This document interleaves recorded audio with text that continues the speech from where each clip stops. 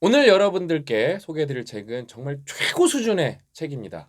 저희 얘기가 아니라 저희가 이제 보는 여러 가지 지표들이 있잖아요. 네.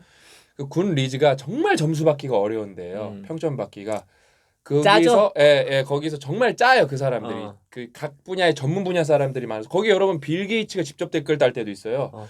그래서 이제 5점 만점에 4점 넘기가 어려운데 그렇죠. 넘기가 어렵지. 오늘 소개해드릴 아인슈타인's 워, 그러니까 아인슈타인의 전쟁은 4.2점을 받았고 음. 제가 그래서 그 클릭해봤어요. 그 누른 사람들 막 500권, 1000권 이렇게 읽은 사람 많더라고요. 책 거기는요.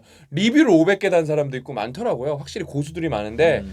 이게 제일 큰 독서 뭔가 이렇게 리뷰 커뮤니티 이런 거에서 4.2점을 받은 어디 갔어? 아인슈타인 워, 아인슈타인의 전쟁. 뭐 네이처, 뭐 사이언스 이런 아이가 데서도 정말로 이 책은 제가 좀 소개해드리기는 이 책에 이제 뭐라 그럴까 보편적 이렇게 평가를 내리면은 뭐 좋다 나쁘다 뭐 이런 평가가 있을 거 아니에요? 근데 만약에 뭐 이렇게 세인트 존스 컬리지에서 뭐 리버럴 아츠 스쿨 교양대학에서 뭐 100권 읽고 책 졸업하는 대학교 있잖아요. 이 책은 만약 무조건이죠.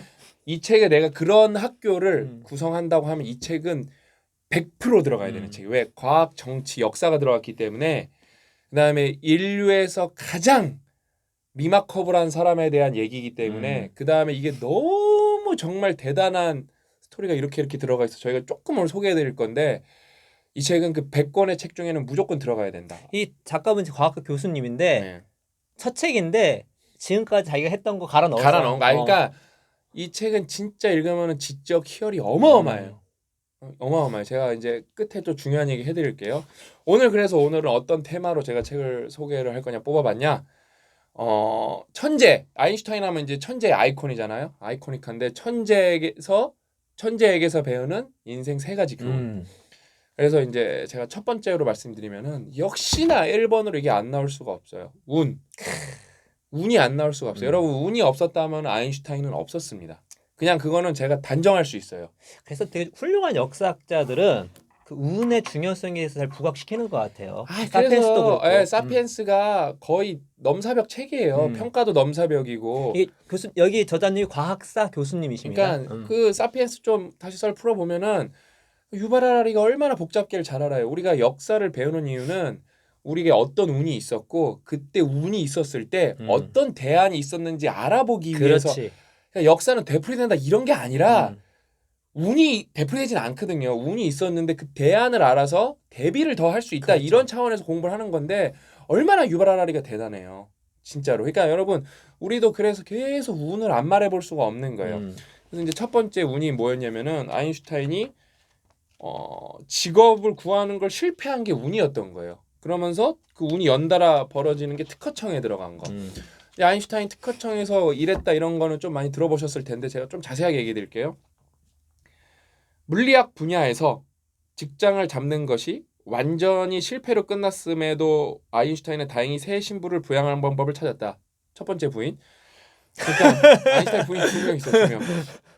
첫 번째 부인인데 첫 번째 부인을 부양할 방법을 A는 찾았다. 더 많았지. 예. 그거는 좀 끝에 얘기해 드릴게요. 그러니까 여러분 물리의 천재, 이 시대의 천재 아이콘 랭킹 1위가 랭킹 1위가 물리학 분야에서 직장을 얻는 걸 실패한 거예요. 그래서 친구 그로스만의 아버지 덕분에 그는 베른에 있는 스위스 특허 사무소에서 3급 기술 심사관으로 일하기 시작했다. 사무소장은 곱슬머리의 이론가가 발명가 산업가치, 일상에서 접하는 실제적인 일을 다룰 수 있을지 다소 회의적이었대요. 그러니까 딱 봐도 얘 새님 같은데 이거 빡센데 할 수 있겠어? 하고 그렇게 생각한 거예요. 하지만 아인슈타인은 전기 계량기와 발전기에 둘러싸여 성장한 사람이었다. 그는 기계를 어렵게 생각하지 않았다. 그는 책상에 앉아 복잡한 특허 신청서에서 간단한 핵심을 뽑아내는 일을 좋아했다. 이게 나중에 필살기가 되는 거예요. 그렇죠. 이 기계는 작동될 만한 기본 원칙에 기반을 둔 것인가. 이후 그는 특허 사무소에서 일하던 시기를 즐겁게 회상하며 그 일이 특허 사무소에서 했던 일이 과학 문제에 대한 그의 독특한 접근법을 형성하는데 도움이 되었다고 말했다. 그는 이제 따옴표하고 아인슈타인 말한 거예요. 인용하는 거예요. 그 일은 다각적으로 사고하도록 해주었고 물리학적으로 사고하는데도 중요한 자극자가 되기도 했다. 그러니까 아인슈타인은 뭐였어요? 3급 기술 심사관으로서 하나의 직업이 있었죠. 꽤 오래 해요. 그다음에 이것도 웃긴 게 뭐냐면은 꽤 오래 하는 이유가 교수 자리가 낮는데도 거기가 여기보다 월급이 낮은 거예요. 그래서 내고 해서 이거보다 더 연봉 많이 받을 때 교수 자리로 옮겨요. 아, 현실주의자예요. 어. 현실주의자예요. 예? 그러니까 여러분 그거예요. 그러니까 꽤 오래 일을 해요. 그러면서 이 진짜 기술 심사관으로 일했던 게 하나의 노드가 되면서 진짜 세상의 근본을 완벽하게 그렇죠. 뉴턴 방정식보다 더 많이 설명할 수 있는. 소위 그 패러다임을. 여러분 여기 제가 그래도 공돌이니까 하나 음. 설명해 드리면은 이런 거 보면은 뉴턴 방정식이 틀렸다가 아니라 뉴턴 방정식은 일부분밖에 설명하지 못한다가 정확한 표현인 거예요. 그러니까 사람들은 이게 뭐 상대소리가 나와서 뭐 설명이 안 되니까. 예? 지금 뉴턴 방정식으로 다 예, 풀어가지고 로켓 그다음에 보내고 하는데 뭘. 기본적으로 그다음 여기서 나와요. 뉴턴 왜냐면은 상대성 이론은 뉴턴 방정식까지 만족시키는 거예요. 그거를 해내려고 정말 피똥싸게 아인슈타인이 고민을 많이 했어. 이것까지 만족시키면서 이제 우리가 몰랐던 영역에 대해서 설명하기 위해서 정말 피똥싸게 노력을 그렇죠. 많이 합니다. 그래서 아무튼 첫 번째가 이 기술 심사관이 된 게 운이었던 거예요. 잘린 거 불운도 이게 기술 심사가 된 것도 운. 만약에 여기서 다른 걸로 뭐 수학 교사 이런 거 됐었다고 해봐요. 그러면 상대수는 이렇게 잘 됐을까? 퀘션 퀘스천 마크 마크긴 하지. 붙죠. 이 두 번째 운이 그래 아인슈타인이 잘났어요. 똑똑해요. 맞아요. 상대성 이론 만들었어요. 근데 이게 세상을 뒤흔드는 근본적인 법칙에 만드는 논문이었기 때문에 뭐예요? 뭐 레퍼런스도 없고 그냥 자기 생각을 적은 논문을 낸 거예요. 그러니까 기존 과학에서 뭐 고수들이 뭘 미친놈이다 했어 이렇게 그렇지. 생각하는 거예요. 근데 아인슈타인이 정말 눈에 좋게 누구 논했더냐면 제가 읽어드릴게요. 막스 플랑크. 플랑크 상수고 여러분 이제 막스 플랑크 연구소는 지금 전 세계에서 이런 물리나 수학 같은 걸 하는 최고의 연구소예요. 왜냐면은 그거에서 이제 최고랑 양대 산맥이 이제 IBM에 알마덴이나 왓슨 이런 게 있었는데 여기가 이제 더 이상 물리 연구를 많이 하지는 않아요. 예를 들면 저희 지도 교수님의 지도 교수님 스튜어트 파킹 교수님이 이제 물성 이런 거 물리 되게 고난이도의 물리를 하기 위해서 스핀트로닉스를 하기 위해서 IBM 왓슨이 아니라 이제 산호세에 있었어요. 알마덴에 있었는데 거기서 계시다가 거기가 이제 거기를 다 폐쇄해 버렸어요. 더 이상 이런 거 안 한다고 우리는. 그래서 이직을 하신 데가 막스 플랑크에 계세요 지금. 막스 플랑크는 노벨 수상자도 많이 배출했고 정말 명문 중에 명문인데 이제 그거에 그 사람이 이름을 따서 만든 그렇죠. 연구소는 그 사람 얘기를 하는 거예요. 플랑크는 독일인 교수의 본보기 그 자체였다. 완전 독일인. 도덕적으로 올곧고 관료로서 능숙했으며 정치적으로 보수적이었다. 동료들은 투철한 사명감과 진중한 행동으로 그를 기억했다. 그는 수많은 젊은 과학자의 멘토였고 물리학회장을 3번이나 지낸 사람으로서 사실상 독일 물리학계를 이끌었다. 그냥 원탑이었던 거예요. 그렇죠. 그 당시에 이제 뭐 독일 학계를 이끌었으면 뭐 영국이랑 뭐 미국이랑 해갖고 그냥 전 세계의 물리 최고 거장이었던 거예요. 이때 물리 이렇겠다. 아인슈타인의 논문을 싣기로 한 것은 플랑크가 직접 내린 결정이었다. 그러니까 어디서 이렇게 듣보잡이 레퍼런스 없는 논문을 띡 썼는데 사람들이 이거 개무시하고 마는데 어때요? 플랑크는 이거 심상치 않은데 뭐가 있는데? 이때는 동료 간의 논문 심사가 관례가 되기 전이었다. 이제 이게 피어 리뷰? 피어 리뷰를 해야 되는데 이때는 없었던 거예요. 그냥 에디터가 바로 올리는 거예요. 이렇게 편집장들이. 전통적인 스타일의 논문들이 아니었는데도 플랑크는 그 안에서 어떤 중요한 점을 보았고 이 무명 특허 사무소 직원에게 주목하라고 할 때 무명이에요. 무명. 교수도 아니었고 교수가 아니었어 심지어. 그래서 사람들이 물리학에서 뭐라 그러냐면 마지막 문장이 되게 멋있어요. 때로는 플랑크 상수 이런 거 이제 발견한 게 첫 번째 발견이었다고 하면은 때로는 플랑크의 두 번째 대단한 발견이 아인슈타인이라고 말한다. 그러니까 물리학적 자기가 연구한 거 뭐 흑체 복사 이런 게 아니라 플랑크는 뭐가 물리학적으로 업적이다. 아인슈타인을 알아챈 것 자체가 그거의 두 번째 업적이라는 거예요. 그렇죠. 네. 이거 보면서 여러분 또 우리 졸끄러기 여러분 우리 큐블리케이션 잘 따라오면은 딱 누가 생각이 나요? 투르게네프가 생각이 나는 거예요. 그러니까 정말 그냥 유러피언 그하고 완전히 싱크로율도 높습니다. 이게 유러피언이랑 싱크가 높고 그 다음에 방금 게다가 폴리메스도 연결되고 니체의 삶이랑도 그렇죠. 싱크가 어마어마하게 높아요. 어마어마하게 높아. 그래서 투르게네프가 없었으면은 그게 뭐냐 그 러시아 문학이라는 게 없었던 거잖아요. 사실상 거장들 다 발굴한 슈퍼 네트워크였으니까. 그렇죠. 근데 플랑크가 없었으면 아인슈타인도 없었던 거예요. 그다음에 이제 에딩턴 얘기는 뒤에 가서 할 텐데 이제 이게 아인슈타인 얘기가 한 6에서 7, 에딩턴 얘기가 한 3에서 4인데 에딩턴이 없었으면은 이 상대성이라는 거 나올 수가 없었어요. 그렇죠.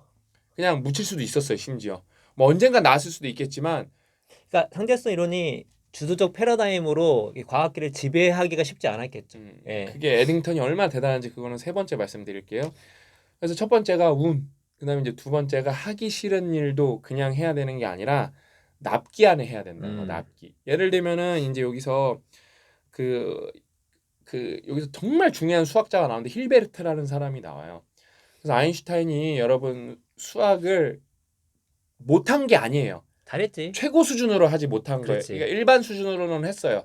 고 작가님이랑 똑같은 거 공부 열심히 대학교에서 안 한 거를 몇 번 후회한다고 나와요. 자기가 그때 수업 시간에 땡땡이 치고 졸고 이랬던 거를 어마어마하게 후회해요. 엄청 후회하지. 고 작가님도 후회하거든요. 그러니까 진짜로 똑같아요, 여러분. 그러니까 할 수 있을 때 하면 좋고 그다음에 늦은 게 없기 때문에 지금이라도 하면 좋아서 저랑 고 작가님 계속 공부하는 거예요. 저는 이거 읽으면서 그다음에 또 최근에 관련책 읽으면서 인공지능은 내가 직접 하긴 해야겠다. 계속 그 생각이 드는 거예요. 아인슈타인도 나이 들어 수학 공부 되게 열심히 했잖아. 저도 내년에 이제 40이거든요. 40에부터 이제 인공지능 파이썬부터 다시 하려고 그다음에 통계도 보고 이제 좀 해야겠다 이런 거를 생각을 해보는 거예요. 늦은 건 없고 내가 언제 마음 먹냐만 남아 있는 거예요. 근데 그래서 결국엔 이제 수학에서 이제 거의 이게 수학자 힐베르트는 수학자예요, 수학자. 근데 힐베르트도 천재거든요. 아인슈타인이랑 만나 보니까 이거 심상치 않은데? 보통 천재가 아니야. 그러니까 심상치 특이해. 않은데 그 다음에 아인슈타인도 힐베르트한테 영감을 많이 얻었고 힐베르트는 수학자로서 상대성이라는 영감을 얻어서 아인슈타인은 영감을 얻었지만 직감을 한 거예요. 가만히 있으면은 제가 이거 갖고 간다. 그래서 그냥 여러분 내가 발견했다고 이렇게 팔짱 낀다고 내가 세계 천재가 되는 게 아니에요. 1번으로 논문을 내야 돼요. 그렇지. 그래서 아인슈타인도 뭐만 되면은 정리돼서 이제 막 중간중간에 계속 내 계속 뭐를. 내요. 그러면서 거기다가 그다음에 힐베르트한테 편지 쓸 때도 3년 전에 내 아이디어는 이렇게 해서 크레딧을 그렇지. 자기가 가져가려고 노력을 어마어마하게 하는데 이거를 수학적으로 완전히 정리한 거는 힐베르트가 먼저 내요. 그래서 아인슈타인도 부랴부랴 내는데 근데 힐베르트가 애가 좀 상도덕이 있었어. 그래서 I'm sorry 해요. I'm sorry 해갖고 나중에 좀 철회해갖고 자기가 수정을 해갖고 최종 논문이 아인슈타인 거 낸 거보다 좀 늦게 멋있는 거 그러니까 같아. 난 힐베르트는 좀 반했어. 상도덕이 있어 얘가. 근데 나중에 점검해 보니까 또 힐베르트가 틀렸던 게 틀린 게 있어. 있었어. 틀렸던 게 나중에 있었어요. 이제 재평 받겠지만 그거 쉽지 않은 거거든요. 그 다음에 여러분 그러니까 하기 싫은 일도 해내야 되는 게 일단은 협업을 하려고 만난 건데 이 사람이 나보다 논문을 먼저 내버리면 끝나는 거예요. 그러니까 그거를 빨리 써서 내야 돼. 근데 난 재밌는 게 혹시 이게 과학자의 어떤 멋진 품격이랄까? 경쟁자임을 알면서도 서로의 이 과학의 발전을 위해 서로 토론을 하고 그러면서도 먼저 이걸 하기 위해서 꾸준히 연습을 이게 그러니까 경쟁을 심을 불타오르고 이게 전형적인 정글이에요. 그러면서 생존이 되는 게 뭐냐면은 그렇게 토론만 해서 너가 먼저 발견했으니까 냅다 그런 거 없어요. 얘가 힐베르트가 되게 특이한 케이스고 여러분 하기 싫은 일도 해야 되는 게 여러분 아인슈타인은 막 이렇게 사람이랑 막 뭐라 이렇게 엄청 막 이렇게 잘 어울리는 스타일은 아니에요. 그렇죠. 네. 야, 뭐 근데 그럴 때도 있어요. 나중에는 이제 막 퍼져갖고 미국으로 나갔을 때는 맨 처음에는 이렇게 내성적으로 갔다가 갑자기 뭐에 필이 꽂히셨는지 사진도 잘 찍어주시고 이렇게 아인슈타인이 되게 독특한 캐릭터예요. 약간 이렇게 사람들하고 대면대면한 스타일이었는데 유튜브 하니까 이거 내 그러니까 스타일인데 이런 스타일. 내성적이다, 외향적이다 이렇게 정의하기도 어렵고 그렇죠. 상황에 따라 바뀌고 어쩔 때는 좀 움츠렸다가 어쩔 때는 했다가 근데 근데 일단 되게 사교적인 스타일은 아니라고 봐야지. 일단 학교 생활 적응을 잘 못했으니까.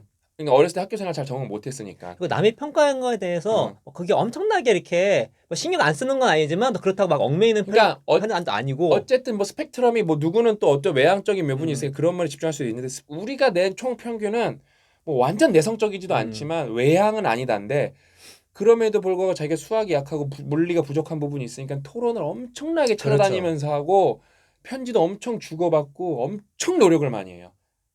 왜냐면은 그 다음에 자기가 만든 이론에 대한 확신은 너무 확고했기 때문에 그렇죠. 그거를 간섭받고 방해받는 거는 죽는 것보다도 싫어했는데 그리고 말씀하신 내용 중에 이거 이제 상대성 이론을 이제 솔직히 옳았다 하는 거를 증명하는 방법 여러 가지 있는데 그 중에 하나가 이제 천문 이런 거잖아요. 자기 다른 분야야. 이거를 자기 하려고 노력을 되게 많이 해요. 다른 교수 또 실력자들 설득하려고 이것 좀 해달라고 아니면 이거 할 수 있게끔 환경을 만들어주고. 그래서 아무튼 이게 이거를 그 다음에 이제 핵심적인 부분에서는 자기가 틀린 걸 알게 돼요. 또 그때는 수정도 해요. 왜냐면 여기 내용 읽어보면은 자기 거를 건드는 거를 죽는 것보다도 싫어했는데 또 이거 고쳐야 된다고 해야 되니까 또 그 순간에 고쳐. 진짜 그러니까 특이한 캐릭터예요. 그러면서 어쨌든 하기 싫은 일도 해야 된다.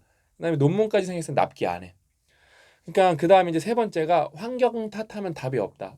이 책 읽어보면 여러분 환경 탓하면 일단 뺨때기 3대 맞고 시작해야 돼요.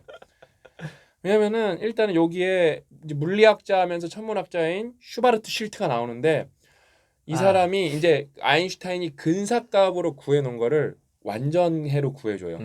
이 사람이 이제 이론 물리학자면서 천문학자인데 대단한 게 뭐냐면 이 사람이 계산을 해야 되는데 그 계산을 어디서 하냐면은 전쟁을 하면서 참호에서 해요. 지금 전쟁 중이에요. 세계 예. 1차 대전 전쟁이. 그다음에 여러분 이게 왜 재밌냐면은 나는 솔직히 그런 거 잘 몰랐어요. 1차 세계대전이 일어난 것도 알았고 상대성 이론이 언제 나온 것도 알았지만 이게 1차 세계대전 내에서 나왔다는 생각은 그러니까 해본 적이 단 1초도 없어요. 알고 보면 당연한 건데. 근데 이제 제가 끝에 좀 독일 중요한 얘기 사람이고. 해드릴게요. 1초도 해본 적이 없어요. 그러니까 이게 그렇게 어려운 환경에서 태어난 건데 그래서 아인슈타인도 대단하고 그 예를 들면 여기 이게 슈바르트 실트가 슈바르트 실트가 실제 있었던 참호는 아니고 있었을 것 같은 참호 사진도 나와요. 그러다가 슈바르트 실트는 군대에서 죽어요. 실제로. 그냥 그런 게 만약에 슈바르트 실트가 없었으면 또 딜레이가 또 됐을 거예요. 맞아요. 상대성이 완전해지는데. 그러니까 이게 여러분 그냥 변명하면은 답이 없어요.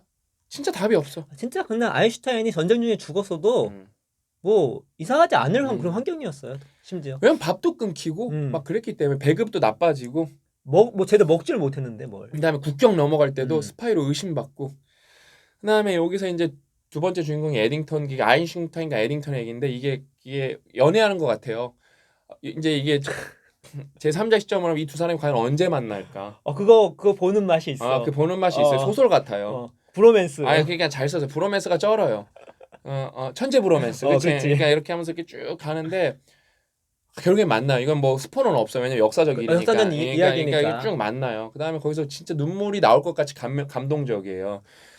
둘이 적국의 시민이었기 때문에 더 어떤 의미인지 제가 아실 좀 거예요. 이거를 쉽게 설명해 드릴게요. 우리가 오늘 큐블리케이션 영상 찍는 시간이니까 에딩턴은 뭘 했냐면은 그러니까 여러분 그거예요. 빛이 중력에 휜다는 거예요.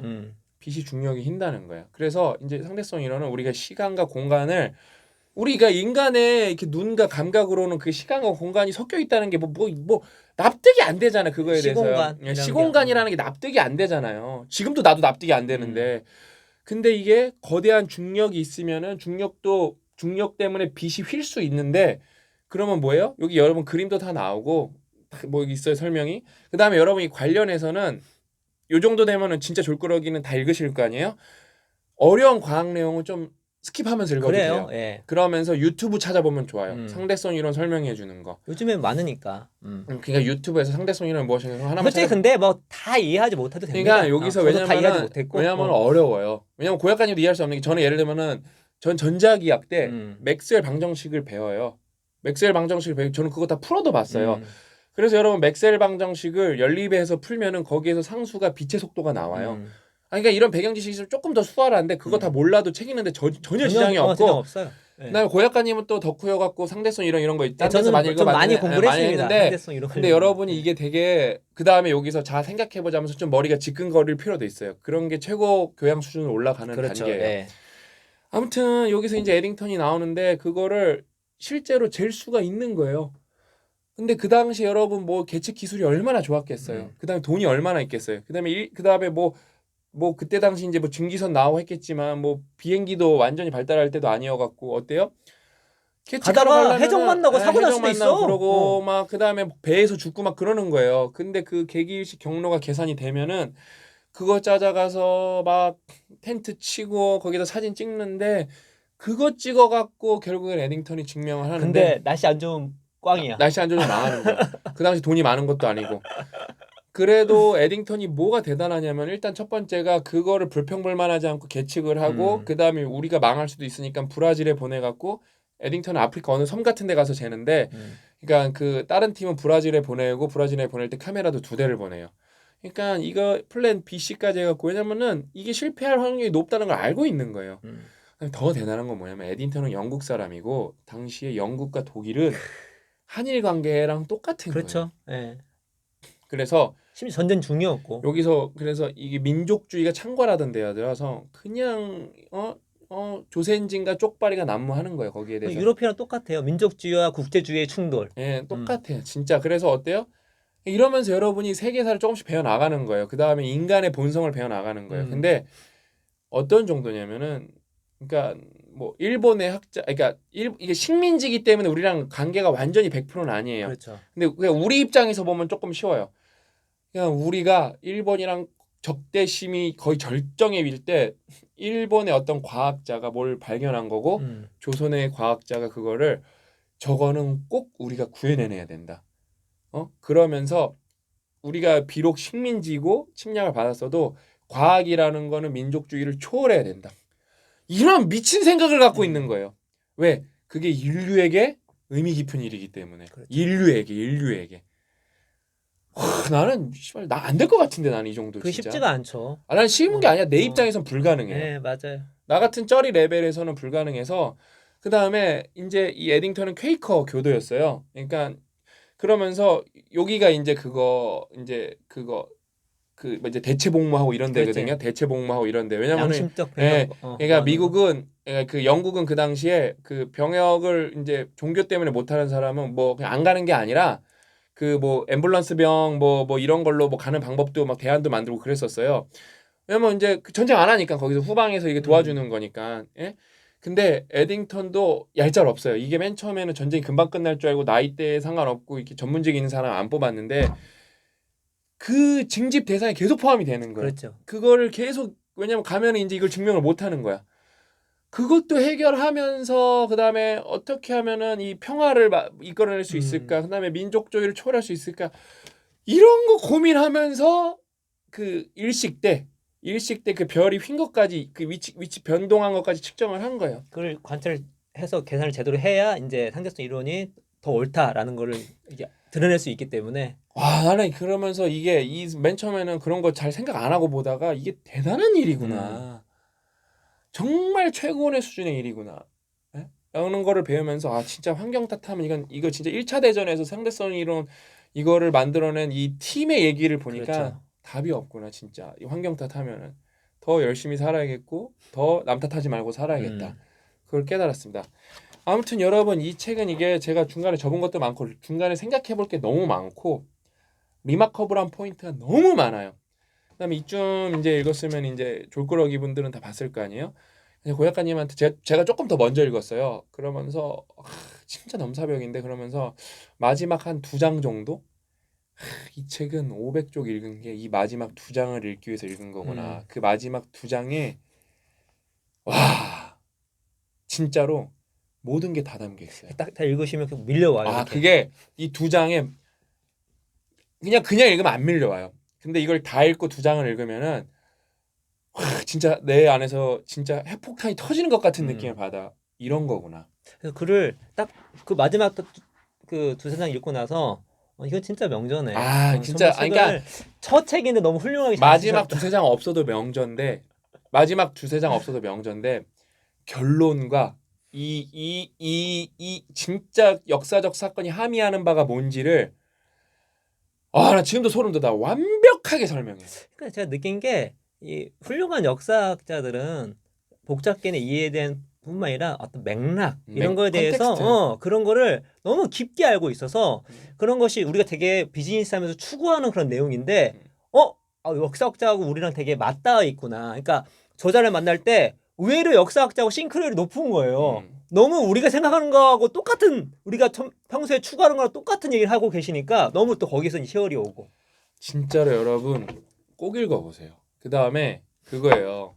이제 여기까지 보면은 진짜 찐졸꾸러기만 봐요. 왜냐면 그 시청 시간이라는 게 여러분 그래프가 나와요. 개찐졸꾸러기만 봤기 때문에 진짜 찐졸꾸러기에 재밌는 얘기 해주면은 맞아요. 아인슈타인이 착한 일도 많이 하고 좋은 일도 많이 하는데 완전 생마셨어요. 그냥 이거는 이런 호색한이 없어 진짜.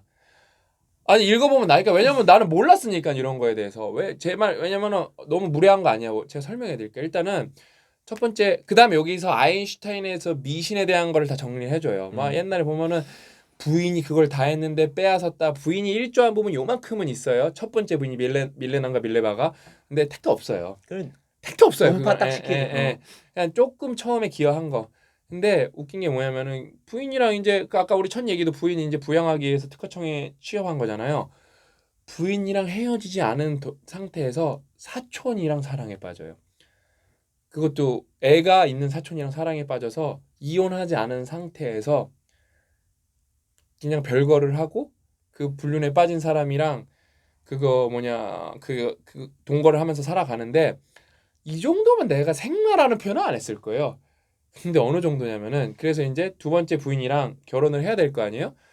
결혼을 해야 되는데 뜬금포로 무슨 얘기가 나오냐면은 다른 여자 만난 거 나는 솔직히 그런 사람이 너무 많아서 여기 다 나오진 않았어. 예. 그 외에도 다른 거 책 읽어보시면 예. 되게 더 많아요. 그러니까 그거는 그냥 일반 그런 사람이 많아서 이해가 되는데 이 정도면 이건 생마 자식 아닌가 진짜 싶을 정도로 결혼을 시야 되기가 오는데 그 이제 그 두 번째 부인의 딸이 있었거든요.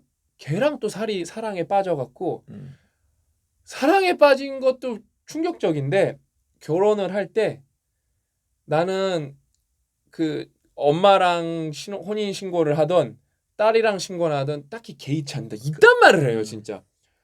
싫어. 그러니까 좀 그런 게 대한 그냥 너무 순수하다 그래야 되나? 근데 교수님 말씀은 그런 개념이 없다. 그러니까 개념이 없다가 맞는 것 같아요. 우리가 일상적으로 생각하는 그런 결혼과 어떤 성관계 이런 관계에 대한 우리가 어떤 관념이 있고 규율이 있잖아요. 그런 경계가 없는 것처럼 생활을 한다는 거죠. 생각해보세요. 결혼하고 이혼하기 전에 사촌이랑 불륜이 생겼는데 그러면은 조카란 말이에요. 그 사촌의 딸이면은 그 조카랑 혼인신고해도 상관없다.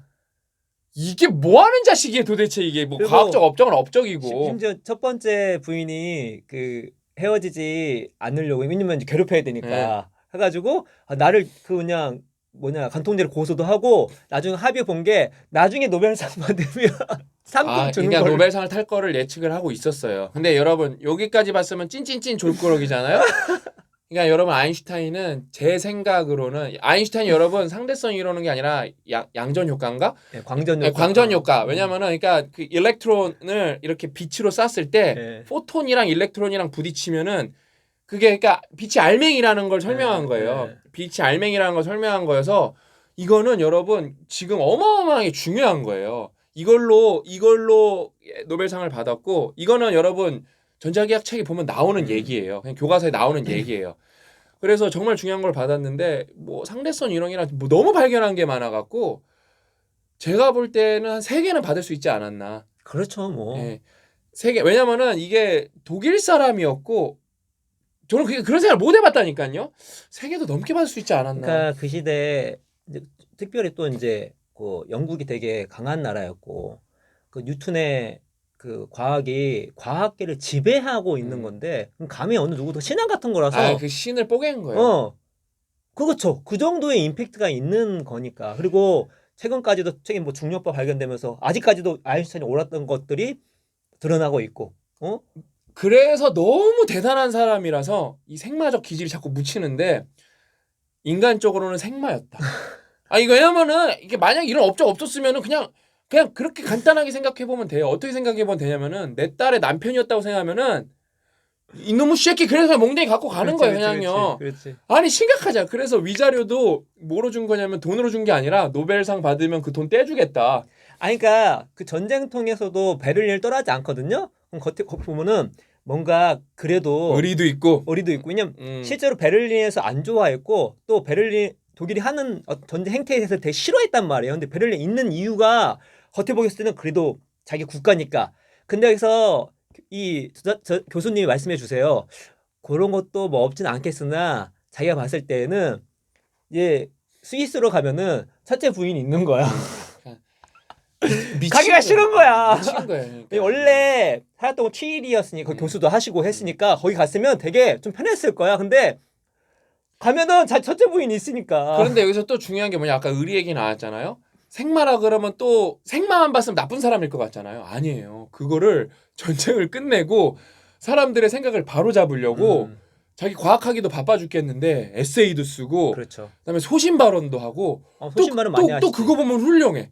근데 이렇게 보면 또 생만 거야. 네, 특히 지금 우리가 평화를 외치는 것과 이런 세계적인 전쟁이 이뤄진 가운데에서 평화를 외치는 건 수준이 다르거든요. 그러니까 자기 목숨 내놓고 해야 되거든요. 예. 그러니까 이게 여러분 이게 듀얼 마인드, 트리플 마인드가 가능한 거예요. 그렇죠. 왜냐면은 그러니까 뭐야 이렇게 사람이 이기심이랑 이타심도 공존할 수 있고 생마면서도 그렇죠. 훌륭한 그거 뭐냐 맥락적 사고 가능한 거지. 물리 이론도 탄생시킬 수 있으면서도 심지어 착한 사람일 수도 있는 거예요. 사생활 입장에서는 되게 이상하지만 사생활이 과학과 어떤 세계 전쟁과 평화 요런 아니 그게 아니라 내가 볼 때 고약간이 말을 아끼는 게 느껴질 정도인데 생마 자식이에요. 그냥 저 입장에서 내가 딸이 있기 때문에 내 딸한테 이랬으면 나는 그냥 위자료가 아니라 몽댕이 찜질을 해줬을 거예요. 아니 말이 안 되는 수준 정도라니까요. 말잖아. 그게 아니라 맞아. 그 사촌까지 바람핀 경우도 많아요. 역사적으로 딸이랑 결혼해도 상관없다는 거는 난 처음 봤어. 이 세계에서 처음 봤어. 진짜. 그런 거 보면 그 유로피언스랑 또 비슷한 게 있네. 거기 좀 거기도 또 특이한 게 나오잖아요. 그 플라토닉 사랑하시고 그러잖아요. 특이해. 네? 그러니까 여러분 이게 공존이 가능하다는 거예요. 그러니까 왜냐면 이런 거 배워야 되는 게 뭐냐면은 이 사람이 뭐 나쁜 짓 했어. 그러면서도 착한 짓도 할 수 있는 거거든요. 예. 그다음 이 사람이 착한 짓 했어. 그렇다고 이 사람이 나쁜 짓 뭐 안 하는 법 없거든요. 또 분리해서 볼 줄도 알아야 되는 네. 거고. 분리해서 봐야 되는 거예요. 분리해서 봤기 때문에 에딩턴이 아인슈타인의 상대성을 증명하려고 했던 겁니다. 아니었으면 저 적군에 있는 독일 과학자가 한 거를 적군에 있는 생마 독일 과학자가 한 거를 실제로 그 영국 과학계에서는 독일의 레퍼런스 다는 것도 다 금지 막 시키고 이랬거든요. 내가 봤을 때 에딩턴이 퀘이커 교도였잖아요. 생만 거 알았어 봐. 그래. 소름 돋지요. 100%안 해줬어 내가 볼 때. 왜냐면은 완전 보수적인 집단인데. 에딩턴은 분리할 수 있어. 그러니까 에딩턴 할 수 있어. 에딩턴은 분리할 수 있는 사람이니까. 어설픈 퀘이커 교도이면서 과학자였으면은 얘가 이런 불륜을 저질렀다는 사실 알았으면은 안 해줬을 거예요. 근데 저 길어지는데. 네. 지금은 찐졸코만 보고 있어도 괜찮아요. 에딩턴 보면 에딩턴은 또 남자 좋아하는 느낌이 좀 있잖아. 맞다. 그래서 제가 여러분 잘못했습니다. 왔어. 에딩턴은 브로맨스를 좋아하는 사람이기 때문에 심지어 제 생각이 짧았습니다. 애인 같은 사람이 있는데 여기서 자세는 안 나오는데 네. 추정상 너무 어떤 남자랑 붙어서 사는데 제 생각이 짧았습니다. 맞죠? 역시 이게 유럽 문화구나. 이게 유럽 문화네, 여러분. 제가 그래서 아인슈타인이 생각바가 아닐 수도 있다는 거야. 난 솔직히 그 당시 유럽 문화가 정확하게 몰라. 500쪽 읽느라고 첫 부분을 까먹었네요, 제가. 500쪽 앞부분에 나와서. 앞부분에 나오는데 너무 이게 몰입이 심해갖고 이 사람들이 브로맨스하고 생마인 게 다 잊혀질 정도라니까요. 에디튼 너무 종교적인 사람이니까 너무 추천한 사람이기 때문에 과학자지만 되게 종교적인 사람인데 이거는 여러분 되게 제가 몰랐는데 이게 저는 이 책 읽고 나서 저자 프로필 다시 봤거든요. 이 저자분이 그냥 과학사 전문만 아니라 종교학 학위가 있더라고요. 대단한 사람이네. 그래서 에딘턴에 대해서 잘 알고 있는 거예요. 그리고 이 과학과 종교 간의 미묘한 관계에 대해서 너무 잘 알고 있는 그 디테일을. 이 책은 여러분 내가 100권의 책으로 대학을 만들면 이 책은 1번으로 들어가. 무조건 들어가요. 왜냐면 폴리메스도 다 들어갈 건데 이 책은 그냥 왜냐면은 역사를 우리가 안 배울 수는 없기 때문에 이 정도의 과학사와 역사가 합쳐지면서 진짜 운과 불확실성 그다음에 그 임계점을 초월하는 과정 너무 대단해요. 그냥 우리 모든 분들이 읽어보시면 좋겠고 정말로 지적 희열의 끝판왕 정말 이게 최고 수준의 왜 평가를 이게 받았는지 여러분이 직접 경험하셨으면 좋겠습니다. 오늘 이야기는 여기까지였고 다음 시간에 더 알찬 책으로 돌아오겠습니다. 또 만나요.